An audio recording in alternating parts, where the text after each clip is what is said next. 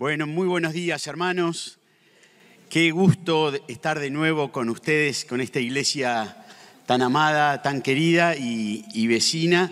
Y en este mes, mes de septiembre, iniciando el mes de septiembre, mes de la Biblia. Muchas gracias a los pastores por la invitación y permitirme compartir este culto con ustedes. Estamos justamente iniciando el mes de septiembre, el mes de la Biblia. Todas las iglesias cristianas, las confesiones cristianas, recuerdan en Argentina, en septiembre, al mes de la Biblia. Allá por septiembre del año 400, Jerónimo de Estridón, más conocido como San Jerónimo, terminó de traducir la Biblia completa de los idiomas originales al latín, en lo que se da en llamar la Vulgata Latina, la traducción oficial de la Iglesia Católica por tantos siglos. Pero también en septiembre de 1569, Casiodoro de Reina, la Biblia recientemente traducida por él, salía de una imprenta en Suiza, la Biblia completa traducida al castellano, la que hoy conocemos como la Biblia Reina Valera, que luego sería revisada por Cipriano de Valera. Pero este septiembre, mes de la Biblia que estamos iniciando, es en el marco de un año muy importante, no solo para la sociedad bíblica, sino que creemos para toda la Iglesia de Cristo en Argentina, porque es en el marco del 200 aniversario de la sociedad bíblica en Argentina. 200 aniversario. Creo que hay muy pocas entidades en Argentina, creo que 4 o 5 me decían hace poco, que tienen 200 años. Bueno, una es la sociedad bíblica. Miren, hermanos, hace 200 años no había iglesias evangélicas en nuestro país, no había misioneros y tampoco había Biblias. Y allí comenzó la siembra. Cientos de pueblos y miles de hogares aún estaban en tinieblas aguardando la luz, la llegada de la luz del Evangelio. Y aquellos primeros colportores, así se llamaba a los vendedores de Biblias, recorrieron cada rincón de la Argentina ofreciendo la palabra de Dios en cada ciudad, cada rancho, cada taberna, cada gobernación, cada hospital, cada cárcel, y buscando llegar a cada corazón con el mensaje del Evangelio. Eran verdaderos evangelistas. Eran hombres sencillos, pero llenos del poder de Dios y de compasión por las almas a las que predicaban. Ellos creían que la distribución de la Biblia era el arado que preparaba el terreno para predicadores y misioneros. Todavía no podían fundar iglesias. Cuando comenzaron a trabajar, la situación era muy difícil. Los hubieran apedreado. Muchos de ellos sufrieron cárcel y aún hubo algunos casos de martirio por causa del Evangelio. Ellos tenían una convicción que es importante que revitalicemos en este tiempo, que la palabra de Dios actúa por sí misma. ¿Cuántos dicen amén? Amén. Por sí misma. Dios convence de pecado, produce el nuevo nacimiento, revela a Cristo, crea nuevos afectos, libera de los vicios, sana y trae vida nueva por medio de su palabra. Es el Espíritu Santo usando su espada el que resucita las almas y no nuestros métodos o nuestras técnicas. Así que en este mes de septiembre también queremos invitarles a celebrar juntos este mes de la Biblia, en el marco del 200 aniversario. El sábado 27 de septiembre, en el Golden Center de Buenos Aires, vamos a tener el evento MDB, por mes de la Biblia, MDB 25, celebrando este mes de la Biblia en el 200 aniversario de obra bíblica en Argentina. Una jornada pensada para toda la iglesia, un día para recordar que la Biblia es el libro que lo transforma todo, la familia, las decisiones, el trabajo, el futuro. Así que va a haber plenarias, talleres, muchos recursos para aprender, para aprovechar. Así que creo que está en pantalla y después podés pedirnos más información o buscar en las redes. Hay un libro muy poco conocido en nuestras Biblias que raramente leemos o predicamos, pero que tiene un versículo muy hermoso para memorizar. Es el libro de Nahum, y el versículo al que hago referencia es Nahum 1:7. No sé cuántos lo saben de memoria, me encanta ese versículo. Dice, Jehová es bueno, fortaleza en el día de la angustia, y conoce a los que en él confían. Amén. Jehová es bueno, fortaleza en el día de la angustia, y conoce a los que en él confían. Cada palabra de este versículo es verdad. Pero una lectura simple y superficial podría llevarnos a pensar, bueno, Dios es bueno y si confío en Él, Él me va a ayudar cuando yo ande angustiado. Y es verdad. Pero quisiera que lo veamos en contexto en esta mañana, para apreciar mucho mejor la profundidad de su significado. Así que te pido que me sigas con tu Biblia abierta en esta mañana y que me sigas hasta el final, es muy importante. Que no te quedes a mitad de camino, sino que con la Biblia abierta me sigas hasta el final. Hay verdades duras que escuchar, pero también un mensaje que puede cambiar tu vida para la eternidad. Vamos al libro de Nahum, uno de los profetas menores, hacia el final de nuestro Antiguo Testamento. Viene Jonás, Miqueas, Nahum. Nahum capítulo 1, para leer desde el versículo 1 hasta el 7. Dice así la palabra de Dios. Profecía sobre Nínive. Libro de la visión de Nahum, de Elcos. Jehová es Dios celoso y vengador. Jehová es vengador y lleno de indignación. Se venga de sus adversarios y guarda enojo para sus enemigos. Jehová es tardo para la ira y grande en poder, y no tendrá por inocente al culpable. Jehová marcha en la tempestad y el torbellino, y las nubes son el polvo de sus pies. Él amenaza al mar y lo hace secar y agosta todos los ríos. Basán fue destruido y el Carmelo y la flor del Líbano fue destruida. Los montes tiemblan delante de él y los collados se derriten. La tierra se conmueve a su presencia y el mundo y todos los que en él habitan. ¿Quién permanecerá delante de su ira? ¿Y quién quedará en pie en el ardor de su enojo?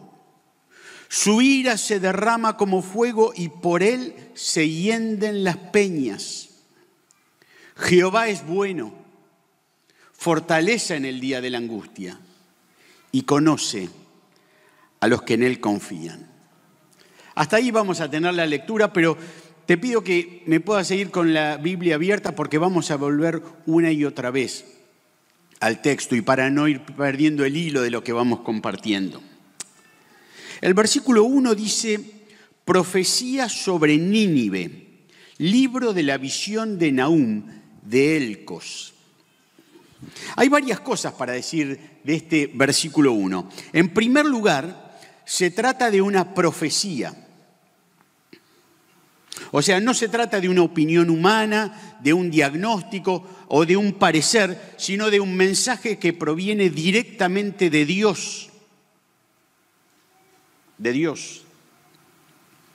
En segundo lugar, se trata de un mensaje que fue puesto en un libro, nosotros lo estamos leyendo de un libro, pero que le llegó al profeta a través de una visión. Porque dice, libro de la visión de Nahum, ¿no? Y esto hace que el relato sea aún más vívido, lleno de imágenes. Es lo que el profeta está viendo, lo que pone por escrito. Lo tercero que tenemos para decir es que el autor de este libro es el profeta Nahum, como se presenta allí en el versículo 1, de Elcos. No se sabe a ciencia cierta cuál era la ubicación de esa ciudad, Elcos. Una posibilidad es que se trate de la que conocemos luego en el Nuevo Testamento como Capernaum, que significa justamente ciudad de Nahum, una ciudad que ha sido clave para el ministerio de Jesús. Y lo cuarto que tenemos para decir es que el nombre de este profeta, Nahum, significa consuelo, lo cual parece contrastar y bastante con el tono de destrucción y juicio que vemos a lo largo de todo el libro. Nínive era la capital del imperio asirio, uno de los imperios dominantes del antiguo Medio Oriente, desde el año 2500 hasta su destrucción en el siglo VII a.C. Asiria era el poder imperial que destruyó el norte de Israel, el reino del norte, Israel, y asedió al reino del sur, Judá. ¿Se acuerdan las historias de Senaquerib, el rey de Asiria? Nínive, su capital, era símbolo de todo el poderío de este imperio y todavía estaba en sus años de gloria. ¿Quién imaginaba que iba a caer ese imperio tan poderoso? Nadie, ni siquiera Nahum. Por eso lo que escribe es algo que Dios le mostró. Este imperio se había levantado mediante la violencia extrema. Expandieron su dominio saqueando a otros pueblos y lo hacían justamente inspirando el terror. Eran terroristas, en todo el sentido de la palabra. Decían que procedían así en obediencia a su dios, Asur. En el Museo Británico en Londres se pueden ver los relieves del palacio de Senaquerib, el famoso rey asirio. Tuve la oportunidad de verlos. Esos relieves muestran la conquista de Laquis, la ciudad de Laquis, y representan judíos desnudos, empalados en postes, rampas de sitiar construidas por esclavos judíos que eran obligados luego a atacar a sus propios compatriotas, largas colas de deportados siendo arrastrados. Así trataban los ejércitos asirios a los pueblos derrotados. Empalaban, desmembraban, decapitaban y desfiguraban a los vencidos. Tremendo. Unos 100 años antes de Nahum, otro profeta, Jonás, fue comisionado por Dios para ir a Nínive y anunciar el juicio de Dios sobre esa nación. Este es más conocido, Jonás, ¿no? Al principio el profeta desobedece, pero Dios lo llama por segunda vez y finalmente el profeta obedece y va a Nínive. Predica el mensaje de Dios y hasta el rey se arrepiente. ¿Recuerdan la historia? Sorprendentemente, Jonás se enoja con Dios ante la respuesta favorable de esa ciudad con estas palabras increíbles. Y esto está al final del libro de Jonás. Jonás, el profeta, le dice a Dios: por eso me apresuré a huir a Tarsis, porque sabía yo que tú eres Dios clemente y piadoso, tardo en enojarte y de grande misericordia. Ahora pues, oh Jehová, te ruego que me quites la vida. En otras palabras, Señor, ¿cómo vas a perdonar a esta gente? ¿Cómo vas a perdonar a esta gente? Bueno, el arrepentimiento de los ninivitas no duró mucho. Se volvieron aún más sanguinarios y crueles que antes. La ciudad de Nínive había rechazado a Dios y ahora se avecinaba su juicio implacable. Sabemos que los títulos que aparecen en nuestras Biblias no son parte del texto bíblico, sino que han sido agregados para ayudarnos a entender el tema que se está tratando. En este caso, yo leí de la traducción Reina Valera 60, pone como título La ira vengadora de Dios. Pero Dios habla hoy, expresa mejor lo que acabamos de leer y lo titula Himno al poder del Señor. Y la Biblia textual como santidad divina. Santidad divina. Y creo que están en lo cierto porque este pasaje no se trata de Nínive, sino de Dios. Y estos primeros versículos son una composición en forma de himno en la que cada versículo empieza con una letra diferente del alfabeto hebreo. Entonces, ¿qué es lo que dice este himno? Y en eso queremos meditar en esta mañana. Bueno, lo primero que dice es que Dios es justo, celoso y vengador. Versículo 2. Jehová es Dios celoso y vengador. Jehová es vengador y lleno de indignación. Se venga de sus adversarios y guarda enojo para sus enemigos. El lenguaje del versículo 2 es fuerte, ¿no? Y muy contrastante con la imagen popular de Dios que predomina en estos tiempos, como, bueno, un viejito bueno y apacible del tipo Papá Noel, ¿no? Nada de eso se ve acá, nada. Dice que Dios es celoso y vengador. Bueno, normalmente para nosotros la palabra celo tiene un significado negativo, pero no es así cuando se aplica al Dios 3 veces santo. El celo de Dios significa que Él busca constantemente proteger su propio honor. Nahum no está diciendo algo nuevo que los israelitas nunca hubieran escuchado antes. No, él describe al Señor de la misma manera que el Señor se describía a sí mismo. Cuando Dios da la ley, los 10 mandamientos al pueblo de Israel en el monte Sinaí, mira cómo presenta el segundo mandamiento. Dice, no te harás imagen ni ninguna semejanza de lo que está arriba en el cielo, ni abajo en la tierra, ni en las aguas debajo de la tierra.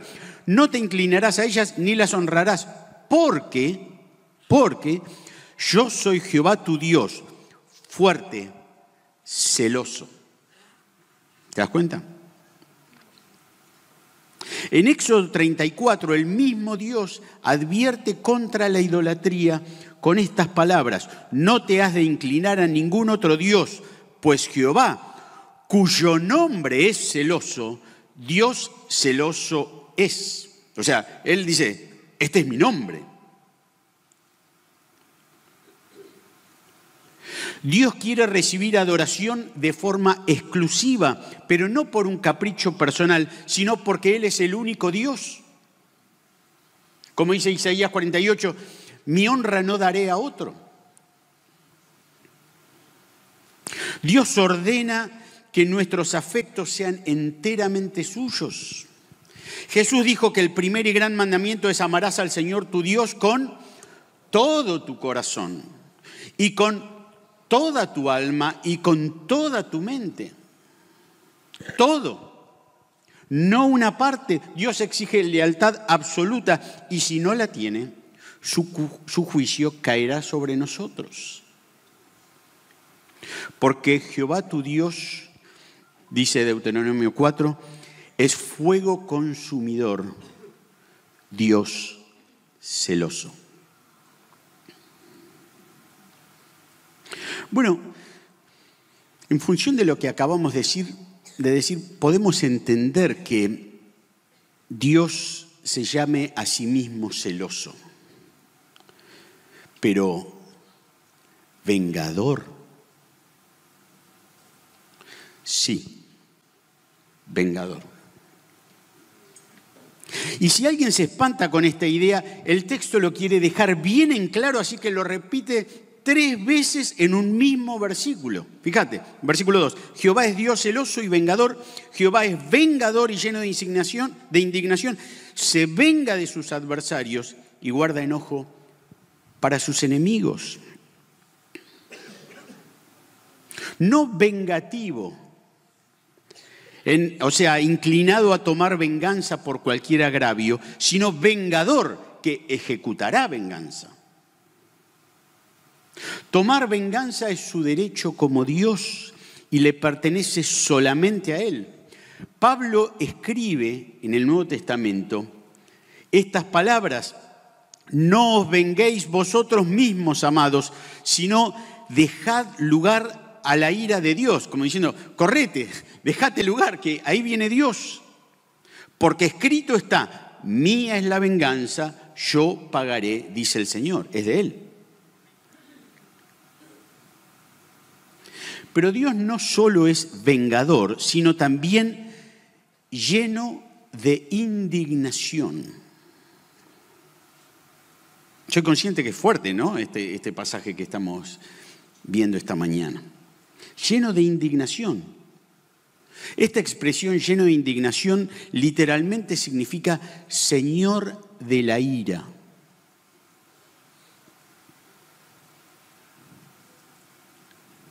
Vivimos en tiempos en que es raro escuchar hablar mucho de la ira de Dios.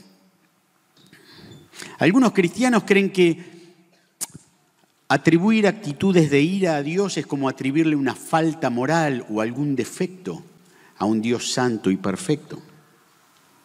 Si Dios es amor, decimos, ¿cómo podemos hablar de la ira de Dios? Recuerdo hace un tiempo, con una familia muy querida, estábamos hablando de este tema de la ira de Dios y una persona decía, no lo puedo entender, no lo puedo aceptar. Y me decía, ¿podríamos hablar de una irita? Pero tenemos que ir a la Biblia, no a nuestra propia imaginación. Como escribió A.W. Pink, una mirada a la concordancia nos revelará que en las Escrituras hay más referencias al enojo, el furor y la ira de Dios que a su amor y benevolencia.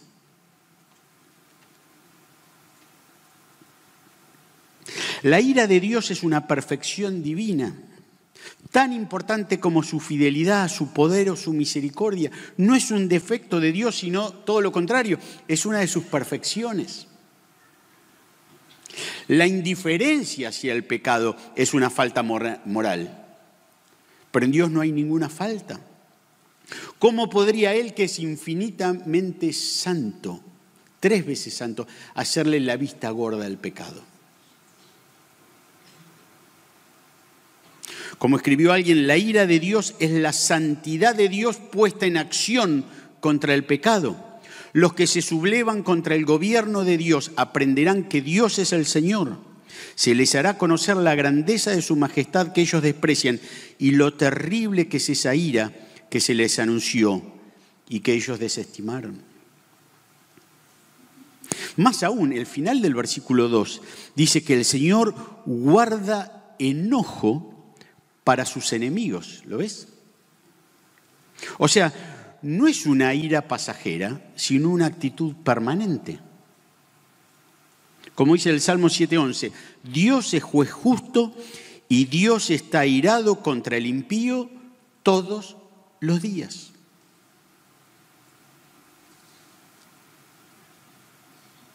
Pero lo segundo que encontramos en este pasaje, lo vemos en los versículos 3 al 5, que dice, Jehová es tardo para la ira y grande en poder, y no tendrá por inocente al culpable.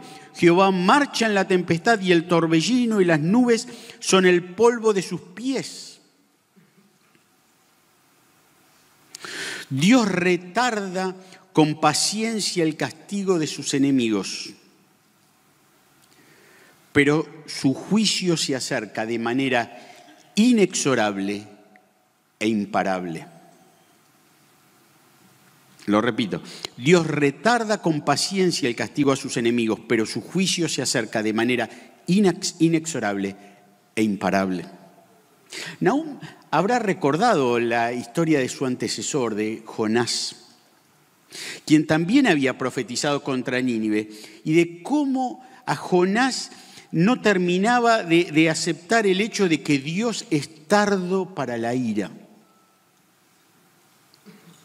Pero también habrá recordado Nahum el libro de Éxodo, capítulo 34, donde el mismo Dios se le aparece en el monte a Moisés, proclamando sobre sí mismo: Jehová, Jehová, fuerte, misericordioso y piadoso, tardo para la ira y grande en misericordia y verdad, que guarda misericordia a millares, que perdona la iniquidad, la rebelión y el pecado, y que de ningún modo tendrá por inocente al malvado. Dios es paciente, tardo para la ira, pero muy poderoso. Y lo deja muy en claro: no tendrá por inocente al culpable. Así que este versículo 3 está lleno de contrastes. Vemos a un Dios paciente y tardo para la ira, pero también muy poderoso e implacable. Un Dios que ralentiza su juicio, tarda, pero que al mismo tiempo avanza inexorablemente, marcha. ¿Se dan cuenta? Está todo ahí en el versículo. Dice: Jehová marcha en la tempestad y el torbellino, y las nubes son el polvo de sus pies. Piensen, esto lo está viendo Nahum. Él está describiendo esta visión. Dios es imparable. Él amenaza al mar, dice, y lo hace secar y agosta todos los ríos. Mar, correte. Dios cruza los ríos como si fueran un hilo de agua. Basán es una región de ricas tierras de pastoreo. Carmelo es un monte célebre por su belleza y su vegetación exuberante, todos los que aparecen ahí en el versículo 4. El Líbano, una región famosa por sus bosques de cedros. Todo va siendo destruido en esta visión a medida que Dios avanza. Bueno, si ni el mar ni el río pudieron detenerlo, tal vez los montes puedan detener a Dios. Fíjate lo que dice el versículo 5. Los montes tiemblan delante de él. Y los collados se derriten, la tierra se conmueve a su presencia, y el mundo y todos los que en él habitan. Hasta que este himno llega a su clímax. En el versículo 6, ¿quién permanecerá delante de su ira? ¿Y quién quedará en pie en el ardor de su enojo? Su ira se derrama como fuego y por él se hienden las peñas. O como dicen otras traducciones, las rocas se despedazan delante de él. El lenguaje de Nahum es el mismo que se usa en toda la Biblia para anunciar el juicio de Dios sobre sus enemigos. No solo para Nínive. Salmo 76, 7. Tú, temible eres tú, ¿y quién podrá estar en pie delante de ti cuando se encienda tu ira? Malaquías 3:2. ¿Y quién podrá soportar el tiempo de su venida? ¿O quién podrá estar en pie cuando Él se manifieste? Algún desprevenido podría estar pensando, bueno, está bien, pero ese es el lenguaje del Antiguo Testamento. En el Nuevo, con la llegada de Jesús, esa imagen desaparece y lo que vemos es su amor. Pero el Nuevo Testamento no evidencia ningún cambio de tono con respecto a este tema.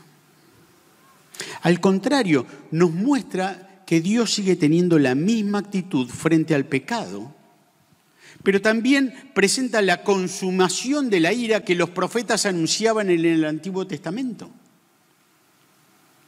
De entrada, cuando empezamos a leer el Nuevo Testamento, encontramos a Juan el Bautista hablando de la ira venidera. Así arranca. El Evangelio de Juan, también en el inicio, capítulo 3, nos dice en el mismo pasaje de porque de tal manera amó Dios al mundo, que si alguien rehúsa creer en Cristo, la ira de Dios está sobre él. En la carta a los Romanos, por eso voy recorriendo ahora el Nuevo Testamento, Pablo enseña que la ira de Dios es la base esencial para la doctrina de la gracia, Romanos 1. La carta a los Efesios nos dice que todos los que seguimos la corriente de este mundo y los deseos de nuestra propia carne somos por naturaleza hijos de ira. El autor de la carta a los Hebreos escribe: horrenda cosa es caer en manos del Dios vivo. Y Apocalipsis habla del juicio futuro que se avecina con las mismas palabras. Porque el gran día de su ira ha llegado y ¿quién podrá sostenerse en pie? Mismas palabras de Nahum. Como escribió el famoso teólogo ya con el señor J.I. Packer, estos versículos son indicación suficiente de que lo que destacaba Nahum no es peculiar al Antiguo Testamento, no. Entonces viene la pregunta del versículo 6, ¿quién permanecerá delante de su ira? Y la respuesta es clara, nadie, nadie. Ningún ser humano puede estar de pie por sus propios méritos ante la justa ira de Dios.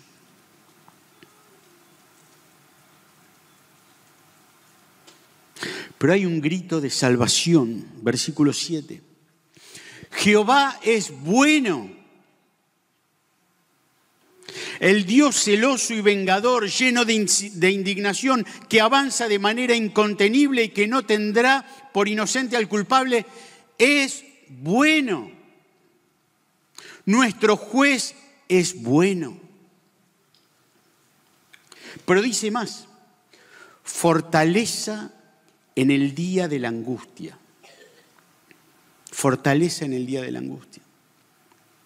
En el mundo antiguo, cuando un ejército enemigo invadía otra nación, los pobladores se dirigían a la ciudad amurallada para estar protegidos, ¿no es cierto? Dentro de esa ciudad, muchas veces había como una segunda área amurallada, que era la ciudadela o la fortaleza. Cuando la gente entraba en esa área, se encontraba en medio de paredes dobles y era la mejor protección que podían tener contra las fuerzas invasoras enemigas, la fortaleza. Nahum dice que el Señor es la fortaleza en el día de la angustia. Debemos correr a refugiarnos en Él. Como diría John Piper, Dios nos salva de Dios.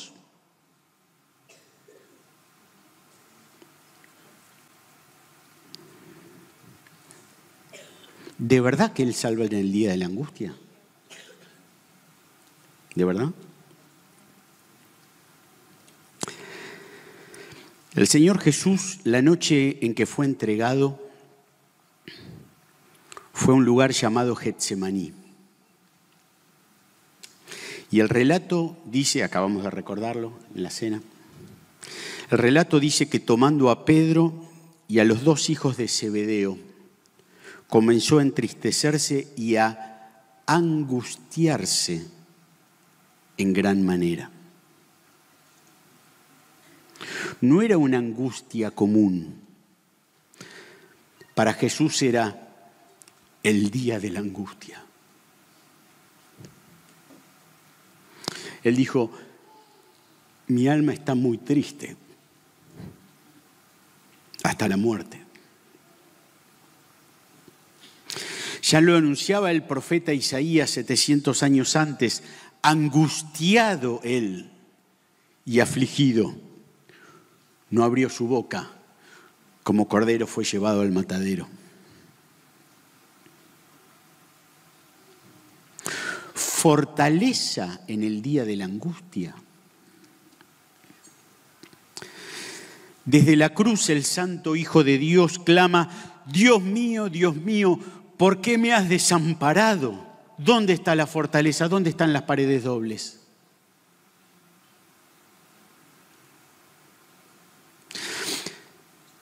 Aquí es donde entendemos lo que ocurrió en la cruz. La ira de Dios es algo que los ninivitas y nosotros merecemos. Pero Dios, en su infinita misericordia, proveyó un sustituto para nosotros. Cristo, el Hijo perfecto de Dios, asumió la ira de Dios sobre sí mismo para que nosotros no tuviéramos que soportarla. Dios desamparó a su Hijo para que Él sea tu fortaleza. Gracias, Jesús. En la cruz Jesús absorbió toda la ira que debía caer sobre nosotros.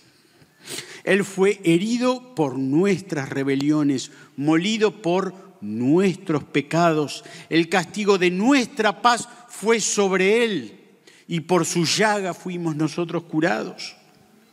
Cristo soportó la ira que Nahum describe.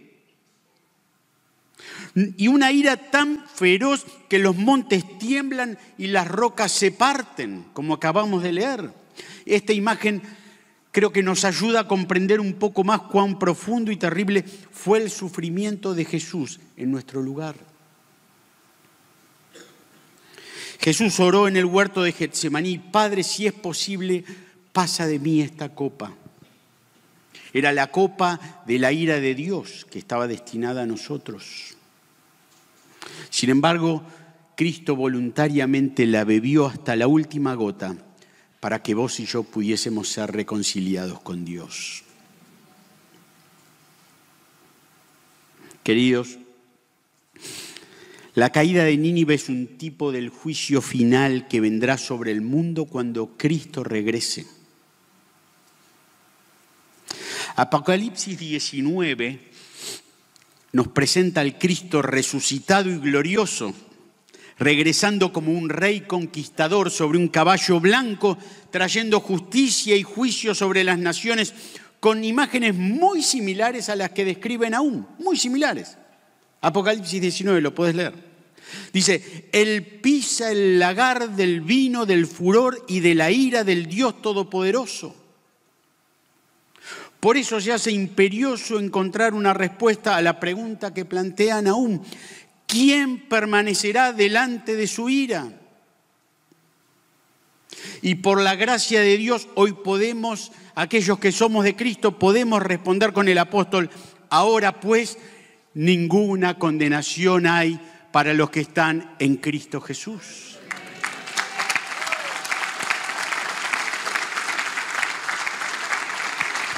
Aquellos que han puesto su fe en Jesús ya no enfrentarán la ira arrolladora de Dios, porque Cristo ya ha bebido esa copa en la cruz del Calvario. Cristo es la fortaleza en el día de la angustia. Hermanos, Nahum 1:7 se cumple en la cruz del Calvario. Dios conoce a los que confían en Él. Y aquellos que confían en Cristo, para aquellos que confían en Cristo ya no hay condenación. Los creyentes esperamos de los cielos a Jesús, quien nos libra de la ira venidera, dice 1 Tesalonicenses 1:10. Por eso el que cree en el Hijo tiene vida eterna, pero el que rehúsa creer en el Hijo no verá la vida, sino que la ira de Dios está sobre él. Está en la intemperie, debe correr a la fortaleza.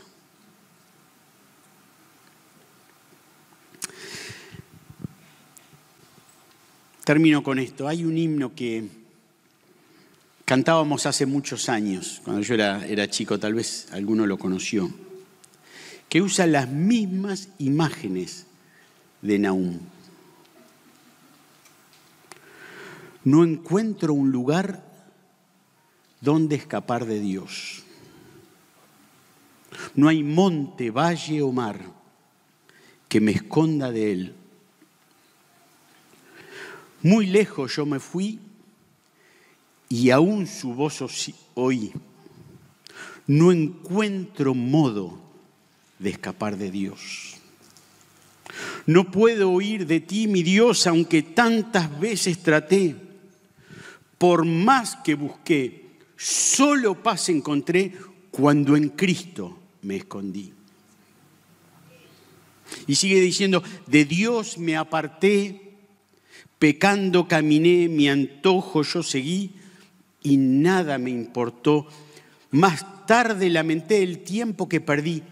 Qué tonto fue querer huir de Dios. No puedo huir de ti, mi Dios, aunque tantas veces traté. Por más que busqué, solo paz encontré cuando en Cristo me escondí. En esta mañana quiero invitarte a correr a la fortaleza, a arrepentirte de tus pecados, de haber vivido alejado de Dios, de haber desobedecido sus mandamientos, y a poner tu fe, tu confianza en Jesucristo. Pedile que te salve, que te perdone, que te limpie, no por algo bueno que vos hayas hecho, sino por la obra que hizo Jesús en la cruz a tu favor. Pone tu fe en la fortaleza que Dios ha provisto, Cristo Jesús. En Él vas a encontrar no solo protección del juicio venidero, sino también vida, paz y comunión eterna con Dios. ¿Querés en esta mañana hacer una manifestación pública de tu fe en Jesucristo, arrepintiéndote de tus pecados y confiando en Él como tu Salvador? Yo quiero invitarte a que puedas pasar ahora adelante, si es así. Que puedas expresarlo públicamente, pero sobre todo delante de Dios.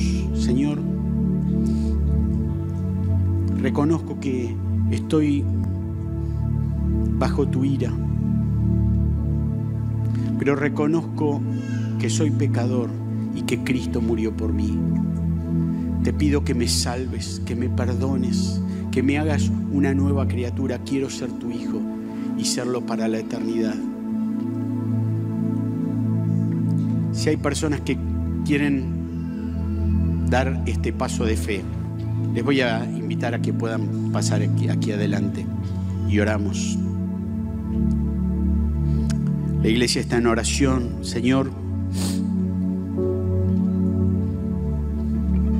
queremos darte gracias por el bendito evangelio.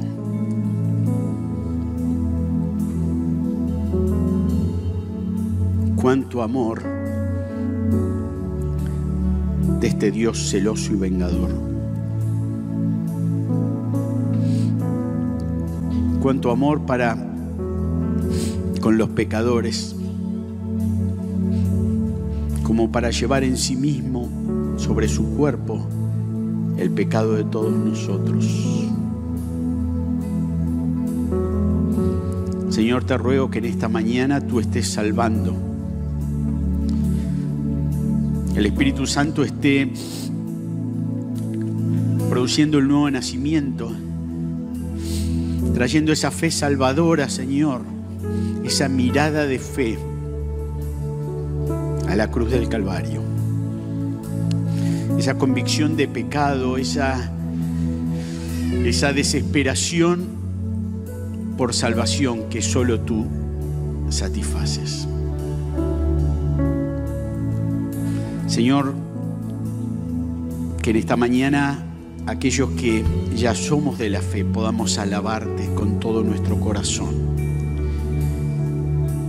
y reconocerte como el Dios de amor lleno de gracia, aquel que por esa gracia hizo que ninguna condenación haya para los que estamos en Cristo Jesús. En su nombre oramos.